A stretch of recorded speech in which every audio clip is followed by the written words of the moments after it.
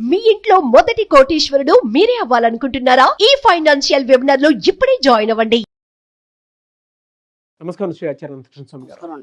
మణిమంత్ర సబ్జెక్టుకి సంబంధించి మాత్రం ఎప్పటికీ ఒక రెవల్యూషన్ అనే 400 ఎపిసోడ్స్ వరకు చూసాం మనం. ఒక ఎండ వాన చలి అని తేడా లేకుండా మనం ఎపిసోడ్స్ చేసుకుంటూ వెళ్ళిపోతూ ఉంటే ఆడియన్స్ దాన్ని అంత బాగా రిసీవ్ చేసుకున్నారు. ఆల్మోస్ట్ ఒక 4 years జర్నీ మీది నాది. ఆన్ స్క్రీన్ చూసుకుంటే మాత్రం ఏం సాధించాము అని అంటే చాలా సాధించాం, చాలా అందరికీ చాలా సాధించేట్టుగా చేసాం. Thank you sir, thank you so much. Once again ఈ వీడియోలో ఏం చెప్తున్నారు? నేను నా జీవితంలో ఒక సత్యాన్ని నమ్ముతానండి. ఓకే, నేను అందరికంటే నెంబర్ 1 ఫస్ట్ పాయింట్. నన్ను మించిన గొప్పవాడు లేడు. నేను గొప్ప ధనవంతుని. నేను ఏదైనా చేయగలను, ఏదైనా సాధించగలను. ఓకే, నేను ఎంతైనా సంపాదించగలను, ఎంతైనా ఖర్చు పెట్టగలను. ఓకే, నేను ఎప్పుడు ఎవరితోని పోను. నాకు నేను ఒంటరిగానే ప్రయాణం చేస్తాను. ఎందుకు ఇవన్నీ చెప్తున్నానంటే, నీ జీవితంలో నువ్వు ఏదైతే నమ్ముతావో అది మాత్రమే సాధ్యమవుతుంది. కాబట్టి ముందు నీకు నువ్వుగా నీ యొక్క సబ్కాన్షియస్ మైండ్కి ఒక కాషన్ ఇవ్వాలి. ఏమనంటే, నేను ఒక గొప్ప వ్యక్తిని, నేను ఒక కారణ జన్ముని, నేను ఇక్కడ భూమి మీద జన్మ తీసుకున్నానంటే నేను ఒక కారణ జన్ముని. అంటే నాకు ఒక కార్యం అనేది అప్పచెప్పబడింది విశ్వం ద్వారా. అది ఎలాంటిది అనేది నీకు సంబంధం లేదు. ఓకేనా? అలా అనుకున్నప్పుడు మాత్రమే నిన్ను ఆ విశ్వం ఒక గొప్ప వ్యక్తిగా తీర్చిదిద్దడం అనేది జరుగుతుంది. అర్థమైందా? మీరు నమ్మనంత మట్టుకి మీ అందరిలాగే మీ లైఫ్ కూడా ప్రొద్దున లేవడం, ఏదో పని చేసుకోవడం, వచ్చి తిని పడుకోవడం, ఇంతకంటే మీ జీవితంలో ఎప్పుడు మార్పు రాదు. అర్థమవుతుందా? ఎందుకు మా జీవితంలో మార్పు రావట్లేదంటే, ఏనాడు కూడా నిన్ను నువ్వుగా ఒక గొప్ప వ్యక్తిగా నువ్వు భావించలేదు. అర్థమైందా? ఈ అప్పులతోని సతమతం అవుతూ, ఈ యొక్క కుటుంబ పరిస్థితులను సతమతం అవుతూ, నువ్వు చేసే పని దగ్గర ఆఫీస్ ప్రెమిసెస్లో నువ్వు సతమతం అవుతూ నిన్ను నువ్వు మర్చిపోతున్నావు. ఎప్పుడైతే నువ్వు మర్చిపోయినావో నీలో ఉన్న గొప్పతనం బయటికి రాదు.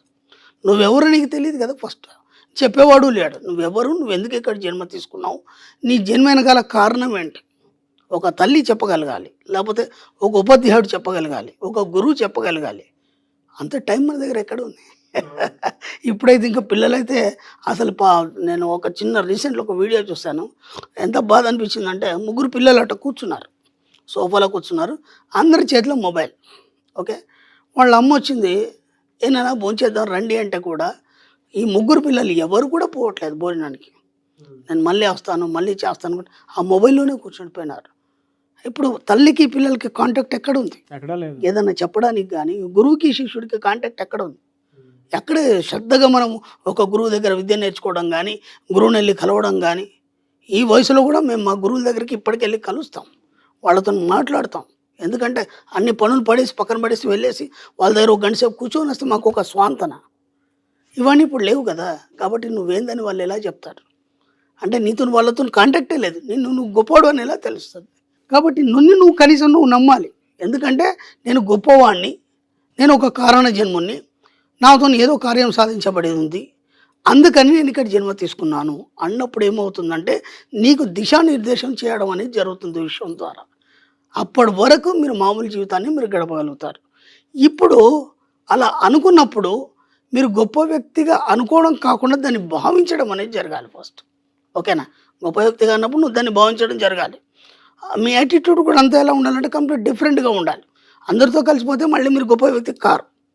మీకు మీరు ఆలోచించాలి, మీకు మీరుగా ఉన్నతంగా ఎలా జీవించాలి, ఎలా నీ యొక్క యాటిట్యూడ్ని మార్చుకోవాలి, ఎలా సంపాదించాలి.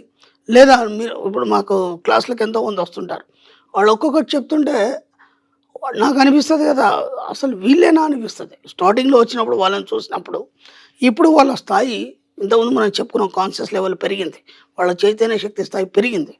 వాళ్ళు ఎంత బాగా చెప్తారంటే, నేను ఒక ఫ్యాక్టరీ పెట్టదలుచుకున్నాను, ఈ దాంట్లో ఇంతమందికి ఎంప్లాయ్మెంట్ చేయదలుచుకున్నాను. ఇంకా కొందరు లేడీస్ పాపం వాళ్ళు హోమ్లీగా ఇంట్లోనే ఉండేవాళ్ళు, ఈరోజు వాళ్ళు కూడా ఏదో ఒక పరిశ్రమ కానీ లేదంటే ఒక 10 మందికి ఎంప్లాయ్మెంట్ కలిగించే స్థాయికి తీసుకెళ్లారు వాళ్ళు. ఇవన్నీ ఎలా వచ్చాయి అంటే, అప్పటి వరకు నిన్ను నువ్వు గుర్తించలేదు. అవును, నువ్వు ఒక గొప్ప వ్యక్తిగా నిన్ను నువ్వు గుర్తించలేదు. ఎప్పుడైతే ఇది తెలిసిందో, తెలిసిన మరుక్షణం దానిపై ప్రయాణం చేయడం జరిగింది. మన క్లాస్లోకి వచ్చిన తర్వాత అసలు మీ లైఫ్ ఏంది, మీరు ఎందుకు జన్మ తీసుకున్నారు, ఎందుకు డబ్బు సంపాదించడం సంపాదించాలి. ఓకేనా? డబ్బు సంపాదించడం ఎందుకు సంపాదించాలి? అందరూ సంపాదిస్తారు కదా, మీరెందుకు సంపాదించాలి, దాని వెనుక కారణాలు ఏంటి, దానికోసం మీరు ఏం ప్రయత్నాలు చేయాలి, ఇవన్నీ మనం క్లాస్లో 1 by 1 అన్నీ మనం వివరించినప్పుడు ఏమవుతుందంటే అప్పుడు వాళ్ళల్లో ఉన్న గొప్పతనం అనేది బయటపడుతుంది. అప్పటి వరకు తక్కువ చైతన్య స్థాయిలో ఉన్న వాళ్ళు కూడా ఈరోజు ఎక్కువ చైతన్య స్థాయిలో ఆలోచిస్తూ గొప్ప వాళ్ళుగా మారిపోతున్నారు. కాబట్టి మీకు మీరుగా ఎప్పుడైతే నమ్మరో అంతవరకు మీరు అలాగే ఉంటారు. ఫస్ట్ మిమ్మల్ని మీ సబ్కాన్షియస్ మైండ్ని మీరు నమ్మించడం మొదలు పెట్టండి. మీరు ధనవంతుడు కావాలనుకున్నారా? ఎస్, నేను ఒక గొప్ప ధనవంతుని. Yes, okay. నేను ఒక గొప్ప వ్యక్తిని కావాలనుకున్నారా? ఎస్, నేను ఒక గొప్ప వ్యక్తిని. ఓకే. ఇప్పుడు మన ప్రముఖులు ఎంతోమంది ఉన్నారు, మన సీనియర్లు కానీ లేకపోతే పెద్దవాళ్ళు, గొప్ప గొప్ప వాళ్ళు ఒక్కొక్క సబ్జెక్ట్లో వాళ్ళు అంతంత గొప్ప గొప్ప స్థాయిలో ఉన్నారు. వాళ్ళు ఎందుకు అలా అయ్యారు? వీళ్ళందరూ ఎందుకు ఇలా లేరు? ఇప్పుడు అదే సబ్జెక్ట్ అందరు చదివిన వాళ్ళు ఉన్నారు కదా, మరి దాంట్లో ఒక్కడే అంత గొప్ప స్థాయికి ఎందుకు వెళ్ళాడు? ఎవరికి రాని ఆలోచన వీళ్ళకే ఎందుకు వచ్చింది? ఇప్పుడు మోక్షగుండ విశ్వేశ్వరయ్య గారు ఉన్నారు, అంత గొప్ప ఎందుకు అయినారు వాళ్ళు? ఇప్పుడు ఆయన తర్వాత ఎంతోమంది ఇంజనీర్లు వచ్చారు, మంచి మంచి కట్టడాలు కట్టారు.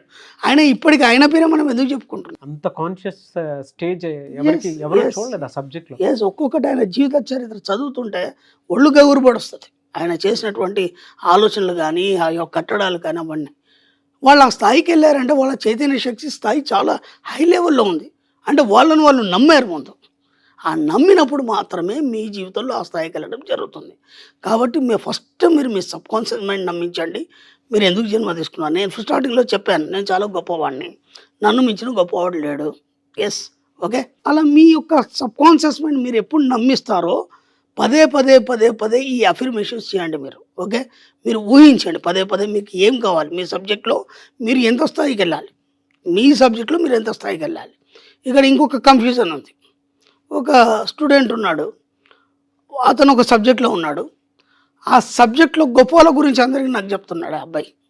వాళ్ళ సబ్జెక్ట్లో ఎంత డెప్త్కి వెళ్ళారు, వాళ్ళు ఏమేమి కనిపెట్టారు అదంతా నాకు చెప్తున్నాడు. వాళ్ళ గ్రేట్నెస్ గురించి చెప్తున్నాడు అబ్బాయి. నేనన్నాను, నీ అభిప్రాయం ఏంటి అని అడిగాను. చాలా గొప్ప వాళ్ళు కదండి, చాలా గ్రేట్ కదండి అన్నాడు. నేను ఒక మాట చెప్పాను, ఇప్పుడు నువ్వు వాళ్ళని బేరీజ్ వేసుకున్నావు అనుకో, నువ్వు వాళ్ళలాగా తయారవుతావు. అర్థమైందా? వాళ్ళు గొప్పవాళ్ళు, వాళ్ళకు నమస్కారం చేయి అంతే. వాళ్ళని మించి నీ గొప్పతనం ఏంటి నువ్వు ప్రదర్శించడానికి ప్రయత్నం చేయి. లేకపోతే ఏమవుతుంది, నువ్వు వాళ్ళని మైండ్లో పెట్టుకున్నావు అనుకో, మళ్ళీ యాజిటీస్గా నువ్వు కూడా అలాగే తయారైపోతావు. అర్థమైందా?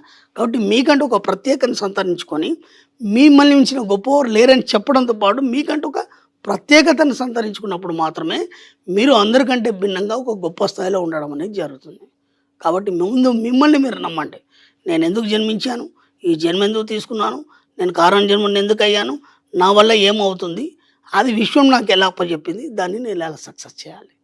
ఈ 4-5 విషయాలని కనుక మీరు గట్టిగా నమ్మితే ఖచ్చితంగా మీరు వాళ్ళని మించిన గొప్ప వాళ్ళు కావచ్చు, మీ పేరు కూడా చరిత్రలో నిలిచిపోవచ్చు. ప్రయత్నం చేయండి. నమ్మాలి, ఫస్ట్ నమ్మాలి. మీలో ఉన్న గొప్పతనాన్ని మీరు నమ్మాలి. అంటే మిమ్మల్ని మీరు ఎప్పుడు కాషన్ చేసుకోవాలి, మీ బాడీని కానీ మీ మైండ్ని కానీ. మీరు ఎప్పుడైతే కాషన్ చేసుకోవాలో, ఎప్పుడు when you take rest you rust. ఎప్పుడైతే మీరు హాయి కూర్చున్నారు, పడుకున్నారు, ఇంకా ఏం పని లేదనుకోండి, అప్పుడు ఏమైతే చిలుంబడిపోతారు మీరు. కాబట్టి ఎప్పుడు కూడా మనసుకు కానీ బాడీకి కానీ ఎప్పుడు ఏదో పని అప్పచెప్తున్నాడు మీరు. ఎంత పని అప్పచెప్తే అంత షార్ప్గా తయారైపోతుంది. ఒక మేక ఉందండి, అక్కడ కింద పడిపోయింది, ఒక 2-3 రోజులు కాగానే తుప్పు పడిపోతుంది. అదే మేక తీసి మీరు గోడకు కొట్టారు, రోజు షర్ట్ వేస్తూ తీస్తున్నారు, ఒక 4-5 సంవత్సరాలైనా అది అలాగే ఉంటుంది. కాబట్టి when you take rest you rust. ఎంత వీలైతే అంత మిమ్మల్ని మీరు గొప్ప వాళ్ళుగా నమ్ముతూ 24 గంటలు మీ సబ్కాన్షియస్ మైండ్కి బాడీకి పని చెప్తున్నాడు. ఎప్పుడు అలర్ట్గా ఉంటారు, షార్ప్గా ఉంటారు. గ్రేట్ సార్, థ్యాంక్ యూ అండి. Thank you so much Shri Acharya Anantakrishna Swami garu. Thank you అండి.